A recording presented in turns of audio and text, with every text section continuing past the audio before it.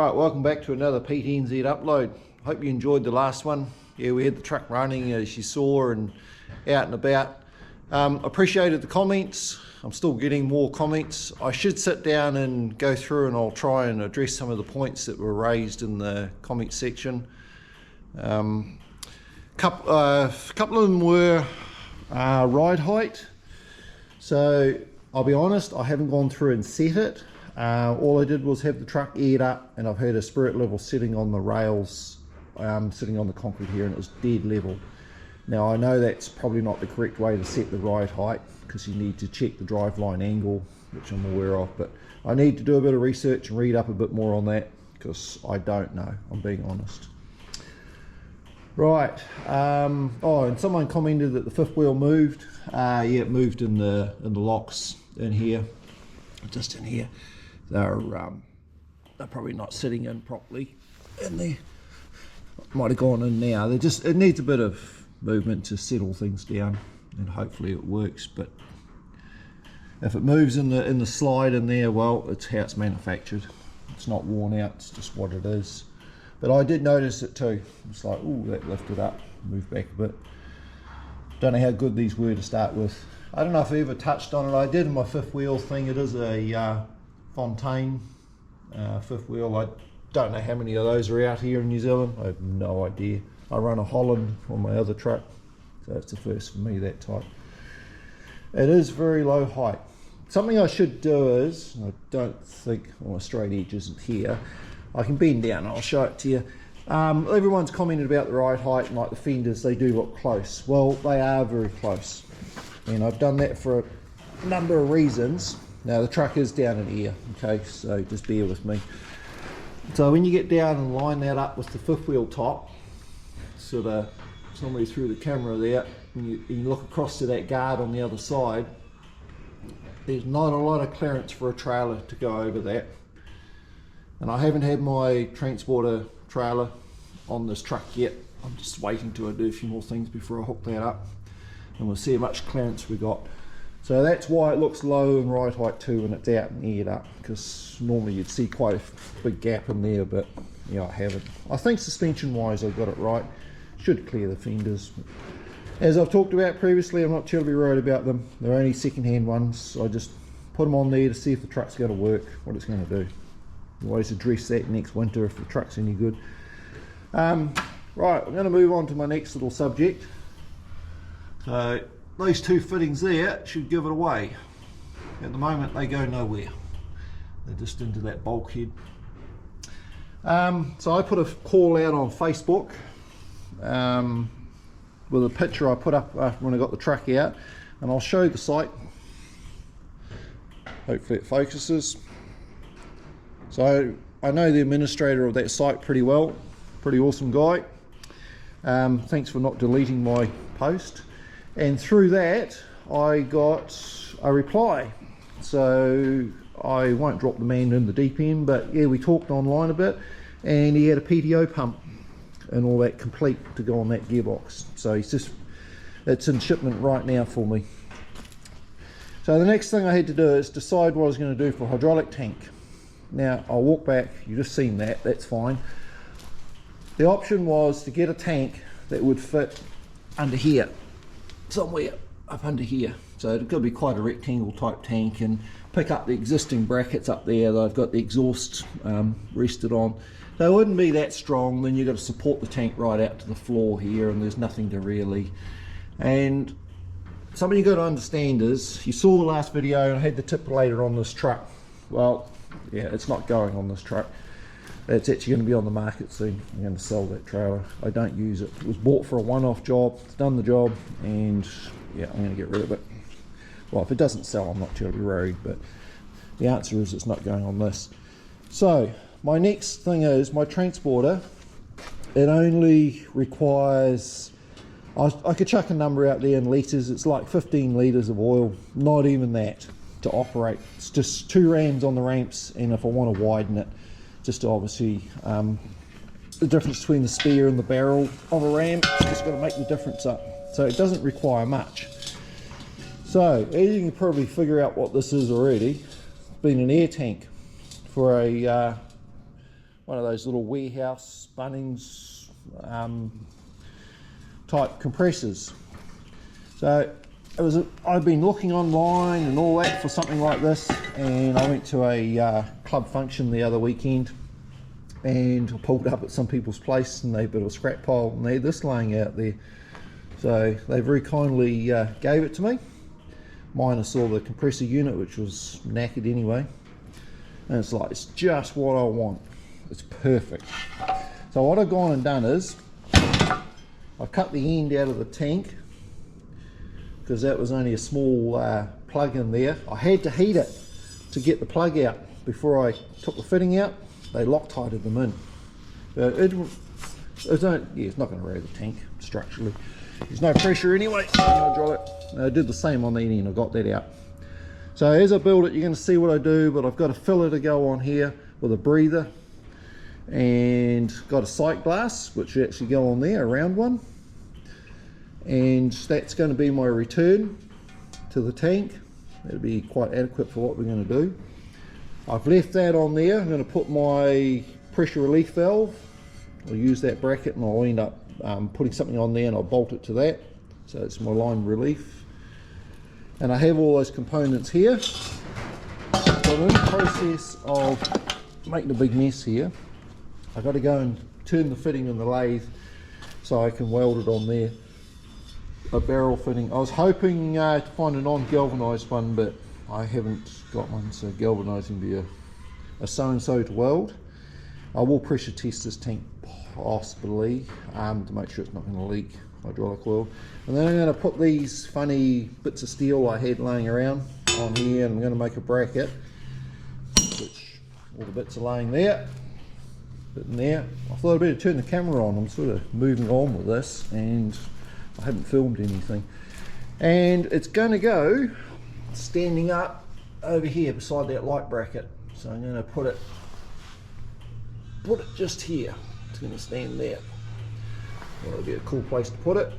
And I'm pretty sure I'll paint it white, the same as the fuel tanks. And it can sit there. So it's never going to have enough oil capacity to run a ram or do anything like that, i.e. a tipper. But the type of system this truck's going to have on it, it won't anyway, unless you've got a specialised valve on the trailer. So this will just pump oil through my transporter and everything's controlled by valves on that. So it just pumps and returns. It doesn't have a control valve in the cab of the truck. So I was going through all my stuff I got laying around here and got a line relief valve that somebody gave me. That's awesome. I found all the adapters to go in there. And down in my storage areas I've got stacks of hydraulic hoses. And I was just playing around with different fittings, seeing what I could make up.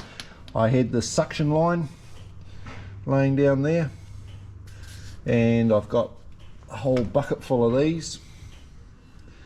So all that's going to work for the tank. That's what I'm going to weld onto the barrel nipple, which will pick that thread up there. So it'll be my suction line. I'm not sure what's on the hydraulic pump. I'll figure that out when it gets here. I'll adapt it to make that work. So yeah, we're sort of more than halfway there with componentry to make it work. That's why I thought I'll just go ahead and do it, and then I can run my trailer. The other option was to put a power pack on the trailer, a little engine with a hydraulic pump, but then they never go when it's raining. So there's the barrel I'm going to machine just to get a good weld around the outside and try and weld that on.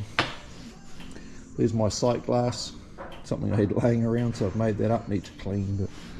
And that's going to be my breather tube and slash filler. I've got the breather for it, it's just, yeah, it's not laying here on the bench. I've got to get an adapter to put that on. So that's what I'm up to. Right, I'll bring you back when I do a bit of mocking up of what it's all going to look like. And there we have it, the mounting bracket. I've hereby blessed it. It'll work. Chuck some holy water over it, cooled it down. I had to weld it with a stick welder, as you know, but that's alright. It's not going to fall off. Well, I give it a guarantee. And there we have it. One tank installed. Well, it's mocked up anyway. Try and get the studio light for you. bolted up okay with the bracket there. I've only got 2 bolts in there. It's not done up tight, and takes a fair old bang to move it. The only thing I've got to be cautious of is here. I've got a breather to go on the top of this, which nobody's seen yet, and that'll go on the top of my tank, so I've just got to watch the height of the cab. I'll figure that out. So I've got the suction fitting on there to make sure it was going to clear, but the hose is going to run down there. And my pressure relief valve will go on there, which I'll bring over next and sit that on there, then try and figure some plumbing out. It won't be a good time to leave the camera on while I'm doing that. It'll just drive me nuts trying to find the correct hosing and fittings and whatever I can make work. I don't know if I should be showing this. I can take it though in the comments. I don't have to read them. I'll survive. Making up hydraulic hose for off the line relief valve to the T on the tank. So I mean, I don't have a hose crimping machine, and I'm not going to go to town and get it made. I got a lot of reusable fittings. These boxes of stuff here. You can sort of see what's lying on the bench here. It's one thing we did have was a lot of. So got what I want here. It'll it's got a swivel head, so obviously I can make the hose connection. Yeah, just for people, I don't know if not many people do this anymore, I don't think. Make these up. I realise they are low pressure. They're not a high pressure scenario for modern equipment. So what I did was I marked that against there. I stripped pared a bit of rubber off. That should really have a better clean in there. So I start that in there, and these are left-hand thread to wind on. Just wind that on. I don't know if I can do this one-handed. I'll shift the camera and I'll try and give you a bit of a view. I'll do the best I can here. It's a bit of a funny angle. Just move that up there a bit. I'll just grab a universal hammer here.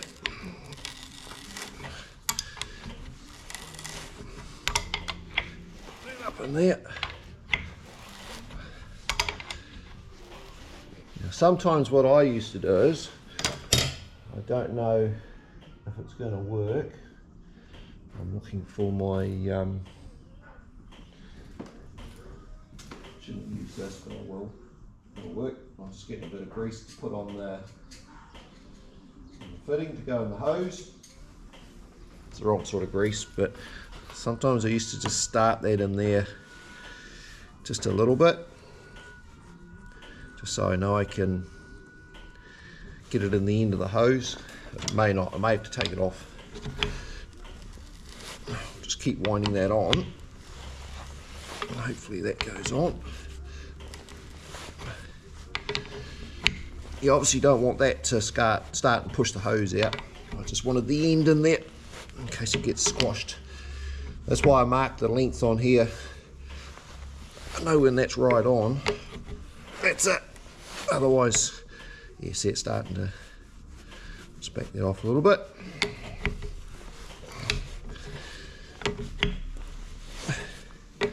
I used to run these on our tilt bucket on our excavators. I used to carry a hacksaw with me or a couple of tools, and if you rip the hose off, I used to make the hose too long initially. You're out in the middle of nowhere, you can just cut it, put it back on. If you broke the hose somewhere near the end, yeah, it's a bit tight there. That'll be alright. I know it's nearly at the end. And they worked alright. Alright, that's there. So I'll move that along to the vise. All the hoses will need blowing out, washing. The hydraulic tank I've made up, it all needs cleaning, dirty inside. This fitting's actually bent. I know I should go and get a proper spanner for this, but that'll be too easy. I know there's probably people watching this saying, I used to do those all the time. There'll be somebody saying, didn't even know they made them. I don't know what the technical name is for them. I'm not a hydraulic man, not a hose doctor. I struggle with threads. Just, it's incredible how many different threads are out there. Being New Zealand, we got a bit of everything from all around the world. I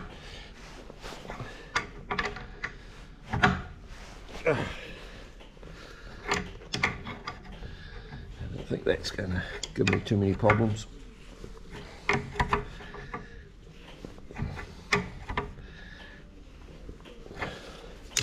going to upgrade to a bigger hammer.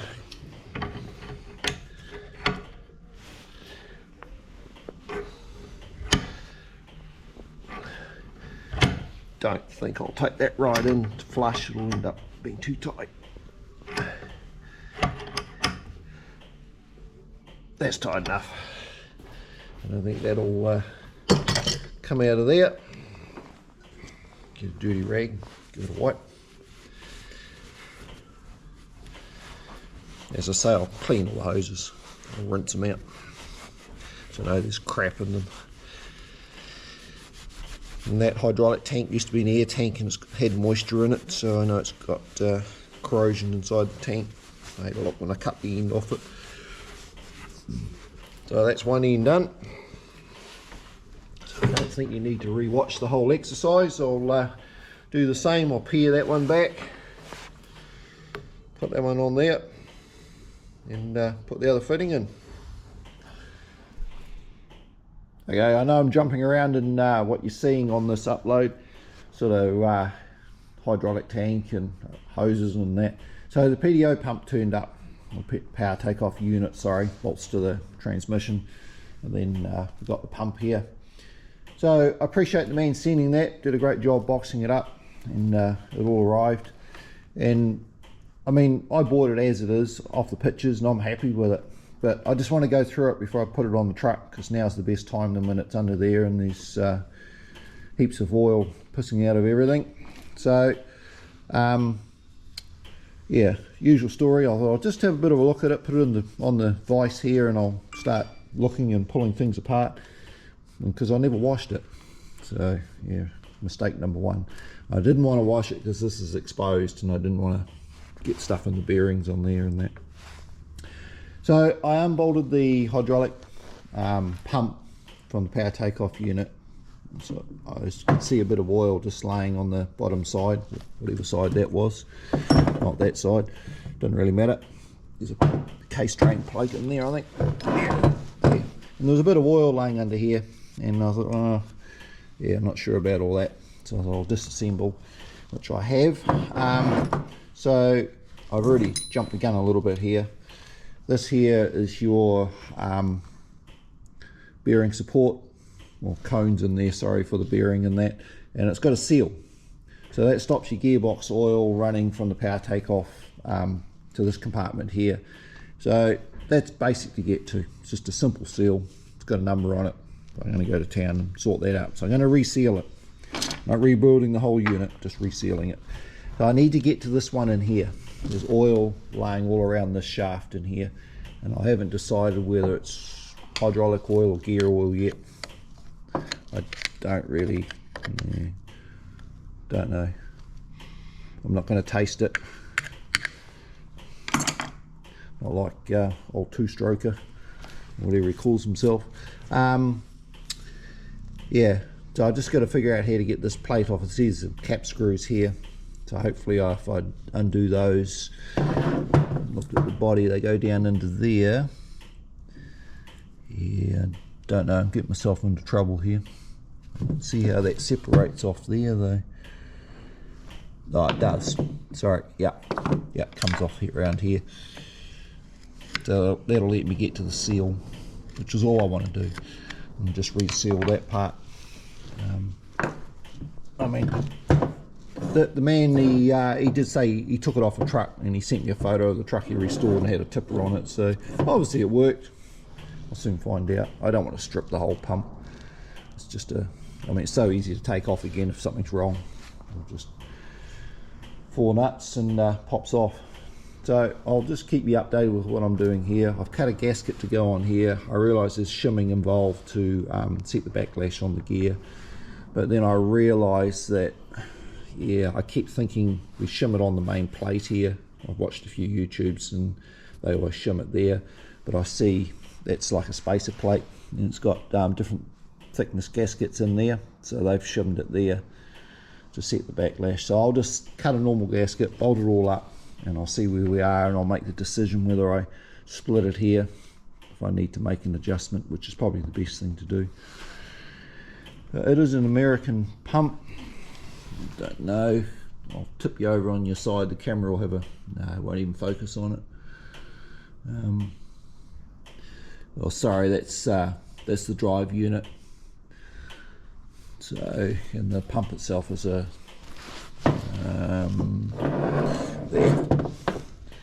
Tyrone, made in USA. So that'll be all right.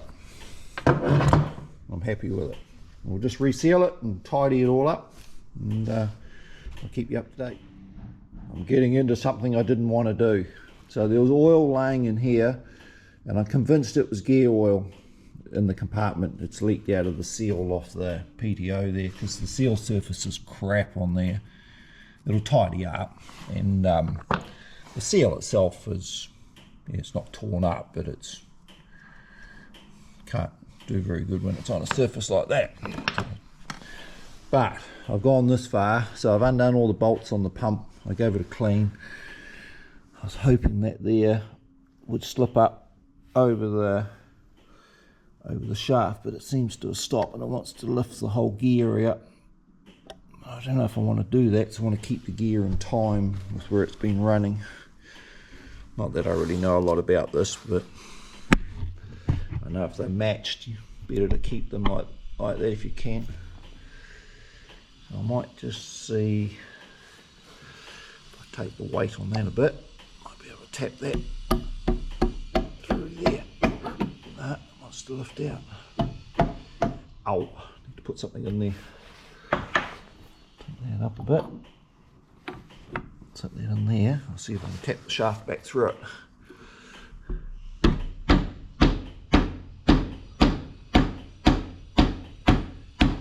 It's going.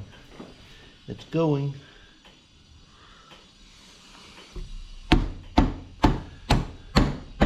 That's right down there. Find something else a bit thicker to go in there.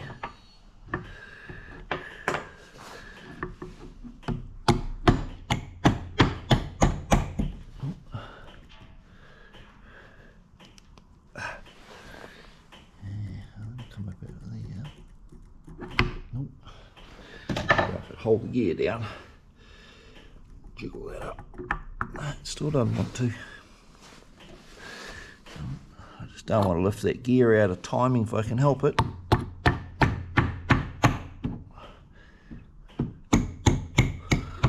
got enough hands to. Oh, I've got enough. Yeah, got that enough. All right.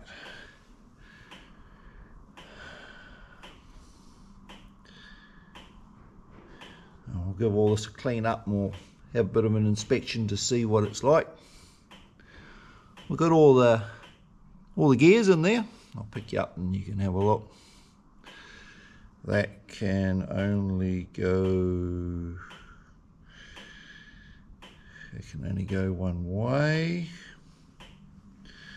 Come off that way. I did actually punch them. I've punched the housing. Because if you watch me from the very beginning, I always refer to Dory. I might just leave all that steel alone. I won't play with it. I don't even know if it's not even in a groove. Yeah, I just don't want to meddle with that. The groove's on the other side here. Don't want to touch it. Just gently clean it and reassemble. So there's our gears. That's what I didn't want to pull that right out. Take it out of where it's been running. So little flaky stuff in there. I think the seal surface looks reasonable there. No, needs a clean. Bit milky there. Mind you, I just washed it too. I'll give it a clean out. Might have got a bit of water in there. Don't know what you call these end plates, thrust washers on there, thrust plates for the gears to run against. None of it's scored up real bad. Done a bit of work, but it'd be nice to lift the gear, but I can't really mark it and time it again. I know it doesn't matter, you can take them out, but if there's a set of marks on there I could line them up just to lift it and have a look at the gear face. But there isn't. Mark it with a felt tip pen, I suppose.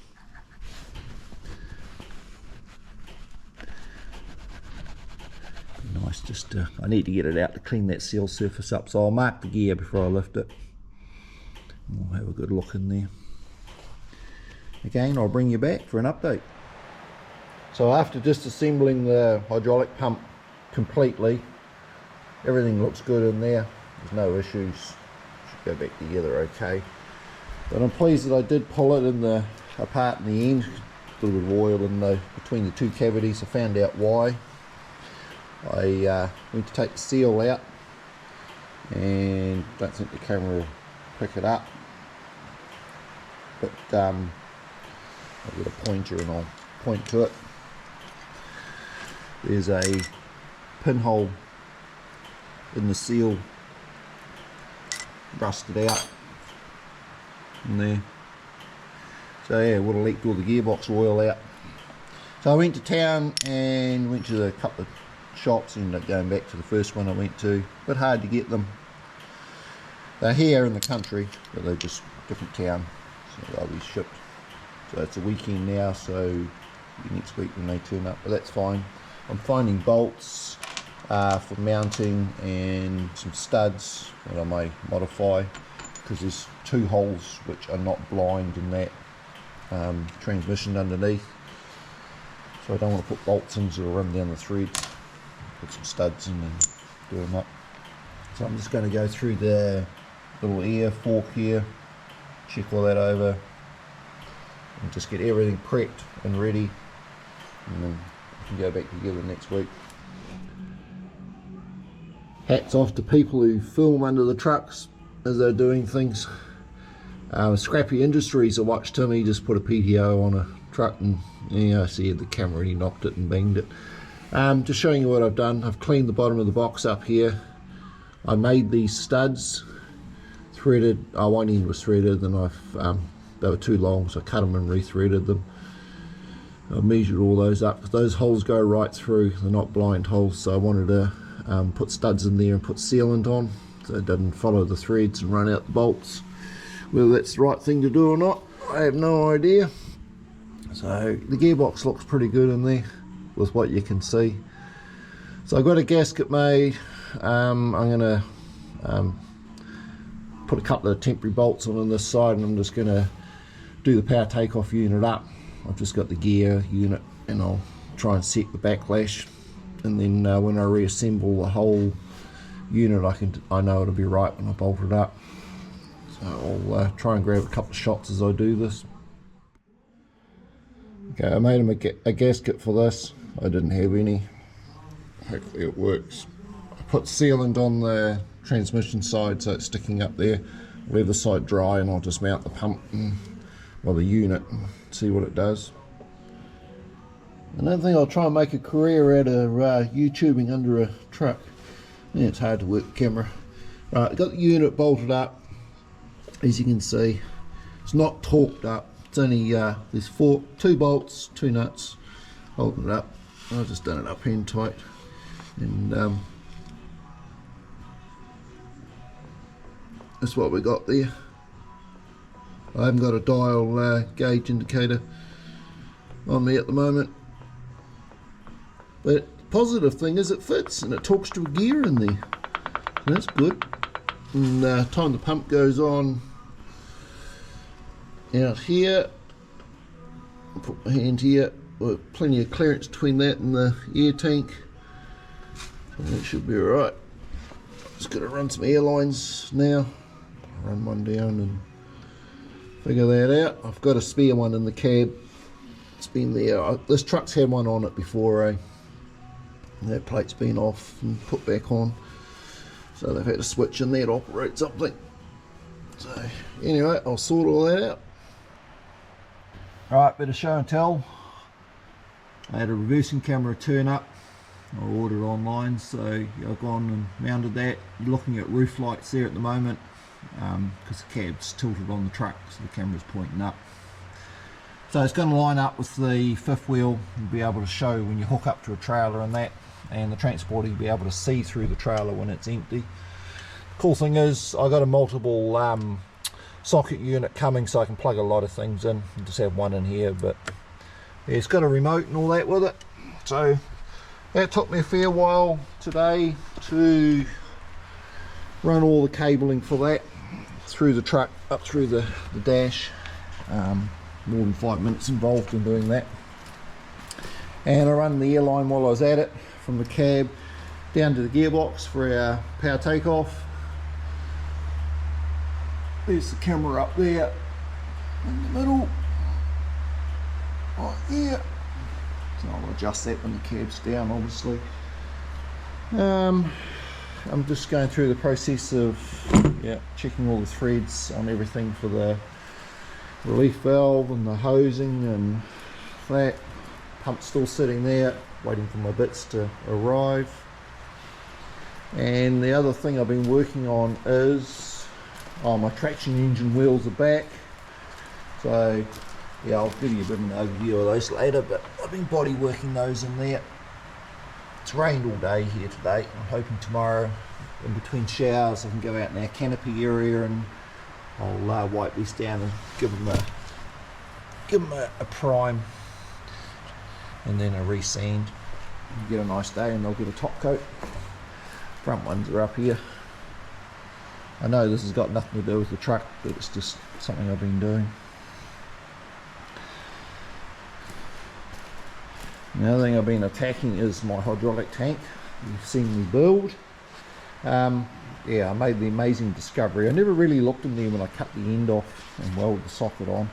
In the bottom of the tank, it's sitting there. That would have been the bottom originally under here. Yeah, there's a bit of a rust line in there.